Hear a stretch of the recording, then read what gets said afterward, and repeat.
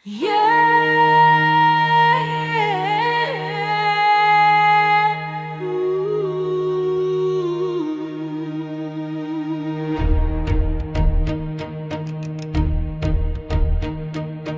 harap ng bayan, kay taas ng panata,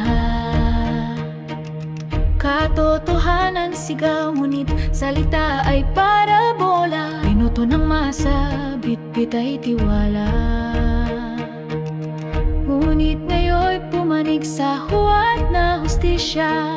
Matay nakapikit sa harap ng batas. Di alintana ang sigaw na malakas. Ang dangal ng Senado ngayon'y natunisan, pagkat sila'y sunod sa utos ng reyna ng kadiliman. Ang sinumpang tungkulin nila pastangan, naging tagapagtanggol ng kasalanan. Panunumpang tinakwil, bayan ang sinikil. Sa ngalan ng kapangyarihan, sila'y nagbulag-bulagan. Katarong ay iniwan, budhi ay dinungisan. Emilia at Robin, saan nga ba ang inyong dangal? Ang mata ng bayan, di nyo kayang takpan. Ang bawat kilos nyo'y aming nasusundan. Hindi ito pelikula, di rin palabas. Ito'y kasaysayan na sa inyo'y magtatala ng batas. Ang sinumpang tungkulin nila pastangan, naging tagapagtanggol ng kasalanan. Panunumpang tinakwil, bayan ang sinikil. Sa ngalan ng kapangyarihan, sila'y nagbulag-bulagan. Katarong ay iniwan, budhi ay dinungisan. Emilia at Robin, saan nga ba ang inyong dangal? Point of order. I have the floor, Mr. Point of President. order. I have the floor, Mr. President.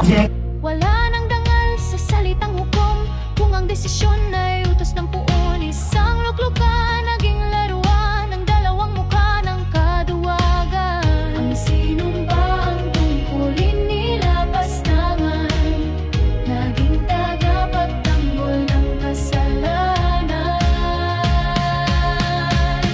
Panunumpang tinakwil, bayan ang sinikil. Sa ngalan ng kapangyarihan, sila'y nagbulag-bulagan. Katarong ay iniwan, budhi ay dinungisan. Emilia at Robin, saan nga ba ang inyong dangal?